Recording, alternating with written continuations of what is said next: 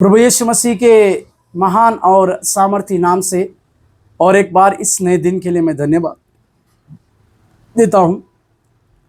प्रभु भला है और वो विश्वास योग्य है, इसके लिए उसने हमें उस विश्वास योग्यता की सेवा के लिए बुलाया है। आज का अनुग्रह और आशीष वाला वचन जो मरकुस का पत्री उसके 13वें अध्याय के 10वें वाक्य में, मरकुस रचित सुसमाचार उसके 13वें अध्याय के 10वें वाक्य में जहाँ लिखा है, पर आवश्यक है कि पहले सुसमाचार सब जातियों में प्रचार किया जाए।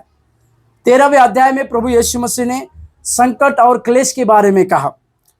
प्रभु यीशु मसीह ने इस बातों को अपने चेलों को कहते समय कहा कि लड़ाइयों पर लड़ाइयाँ होगी और कई प्रकार के भूकंप होंगे, कई प्रकार के अकाल पड़ेंगे और कई प्रकार की पीड़ाओं का सामना होगा।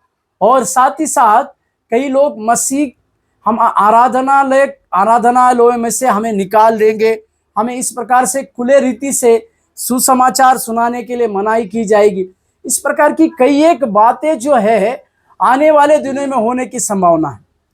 जब हम लड़ाइयों पर लड़ाइयों की बातों को सुनते हैं तो हमारा मन विचलित हो जाता है कि मसीह का राज्य यानी परमेश्वर का राज्य जो है शायद आने की बातों को हम समझते हैं या मसीह के आगमन की बातों को हम अपने विचार में रखते हैं, परंतु उसके पहले इन सब बातों होने के बाद प्रभु यीशु मसीह ने जो 3.5 साल की उनकी सेवकाई का जो बहुमूल्य बात था उसी को यहाँ पर लिखा है, जो यहाँ पर मरकुस लिखते हैं कि पर अवश्य है। इसका मतलब ये चीज जरूरी है, लड़ाइयाँ होना या भूकंप होना इससे भी बढ़कर ये अवश्य है। मतलब ये चीज हर एक कलीसिया के लिए, हर एक व्यक्ति के लिए जो परमेश्वर से चुना हुआ है उस व्यक्ति के लिए ये चीज अवश्य है कि वो पहले सब जातियों में सुसमाचार का प्रचार किया जाए।